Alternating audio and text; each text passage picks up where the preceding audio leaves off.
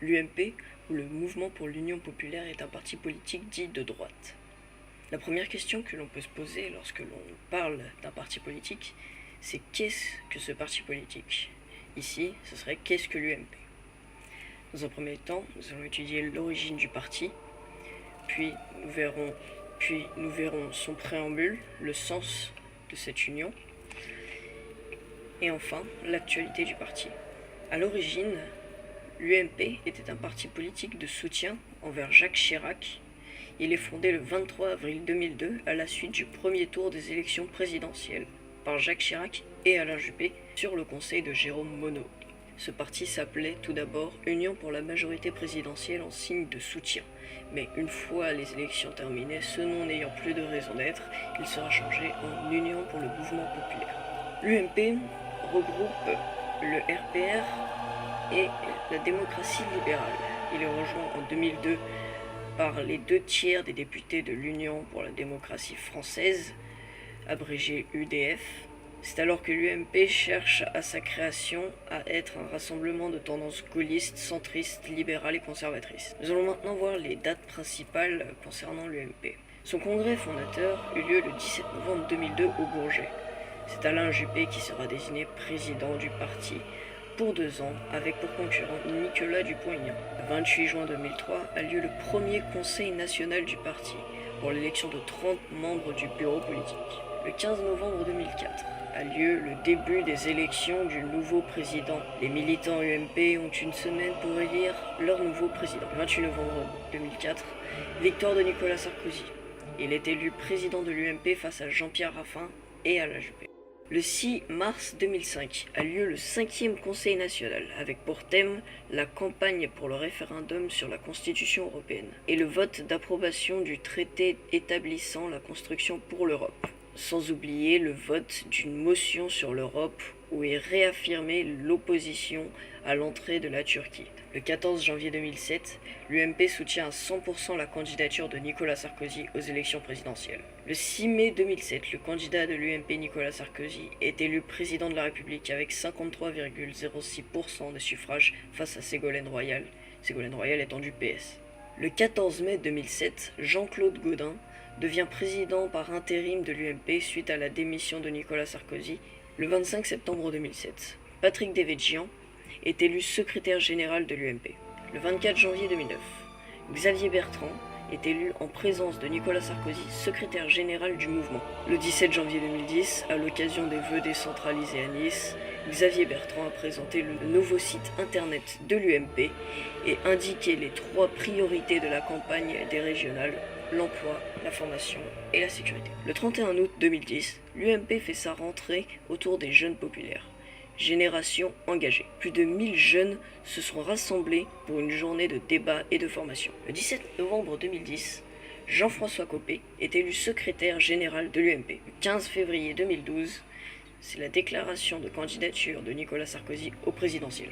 Le 22 avril 2012, au premier tour de l'élection présidentielle, Nicolas Sarkozy a recueilli 27,18% des suffrages. Le 6 mai 2012, au deuxième tour des élections présidentielles, Nicolas Sarkozy échoue. Le 19 novembre 2012, Jean-François Copé est élu président de l'UMP. Maintenant, nous allons voir le préambule, c'est-à-dire le sens de l'union. On peut séparer l'idéologie de l'UMP en 6 parties. La première serait les gaullistes. Les gaullistes datent de la 5e République, soit en 1958. Pendant longtemps, ils n'étaient qu'un symbole de la droite française. Ils sont aussi à l'origine de la création de la RPR.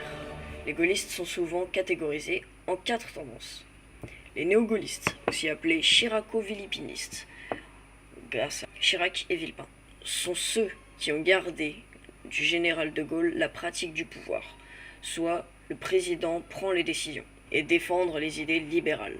Les gaullistes légitimistes, qui rejettent le libéralisme et sont pour le bonapartisme. On les compare souvent aux néo-gaullistes dû à leur façon de diriger. Les gaullistes sociaux ou séguinistes défendent la démocratie sociale. Ils sont souvent dits trop libéraux. Les gaullistes de gauche, même si cela peut paraître surprenant, ils existent. Ce sont les moins nombreux, les plus minoritaires au sein du RPR. Ce sont des sociaux-démocrates dits gaullistes, car ils ont soutenu Charles de Gaulle lors de son retour au pouvoir.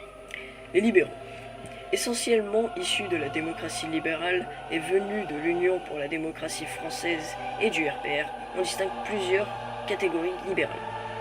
Les libéraux conservateurs défendent le libéralisme interne, fondé sur une société traditionnelle, contre le mariage homosexuel. Ils proposent principalement un libre-échange modéré entre les nations et une promotion de la libre entreprise. Un patriotisme fièrement déclaré, ils proposent également une politique d'immigration restreinte. Les libéraux réformateurs, issus du RPR et de l'UDF, c'est un groupe libéraliste politique et économique. La liberté étant un de leurs principes fondamentaux, ils rejettent l'égalitarisme, le dirigisme, mais encouragent la mondialisation économique. Ils sont l'un des groupements les plus actifs de l'UMP. Les sociolibéraux, un courant qui défend les valeurs associées à la gauche. Certains membres sont d'anciens socialistes et s'accentuent sur la justice sociale et la solidarité sans remettre pour autant en cause le libéralisme. Du libéralisme, ils n'ont que l'approche sociétale, qui permet à chaque individu de garder une liberté de choix sans nuire à la société pour autant. Ensuite, il existe les centristes démocrates chrétiens, la deuxième branche principale de l'UMP. Essentiellement issus de l'UDF, ils défendent une des idéologies dominantes de la droite européenne et incarnent la famille européiste au sein de l'UMP. Elle comprend deux branches principales, les radicaux. Elle se revendique comme la plus ancienne famille politique française. Elle date de la Troisième République. De nos jours, cette branche est en majorité socialiste et rattachée aux valeurs fondamentales de la République. Aujourd'hui, le parti radical est indépendant, mais il est toléré qu'il fasse partie de l'UMP. Les modérés du centre-droite est la deuxième branche des centristes et démocrates chrétiens. Un parti issu de l'ancienne UDF est placé dans la politique de l'ancien MRP et dont les fondements se trouvent dans le christianisme et le fédéralisme. Se trouvent ensuite les conservateurs qui se découpent en deux branches. Les indépendants, minorité rassemblée au CNI, groupement politique célèbre pour être de droite extrémiste, qui fera partie de l'UMP de 2000 jusqu'à 2008. Pour se rapprocher des valeurs de l'extrême droite, ils sortiront de l'UMP. Le droit populaire, issu du RPR et RPF, il constitue la majeure partie des politiques. Conservatrices, extrémistes de droite, ils se déclarent patriotistes et souverainistes, mais aussi respectant les droits républicains. Se trouve maintenant la quatrième catégorie faisant partie de l'UMP. Les sarkozystes, issus du RPR, du DL et de la droite libre, ces courants se réclament des mêmes valeurs que les libéraux réformateurs, mais y ajoutant un préalable plus pragmatique dans la pratique du pouvoir. Le concept de libéralisme étant estimé rejeté par les Français car mal compris par ceux-ci. Le pôle écologiste, issu principalement de la génération écologique ou de l'UDF, il est regroupé au sein d'Écologie Bleue.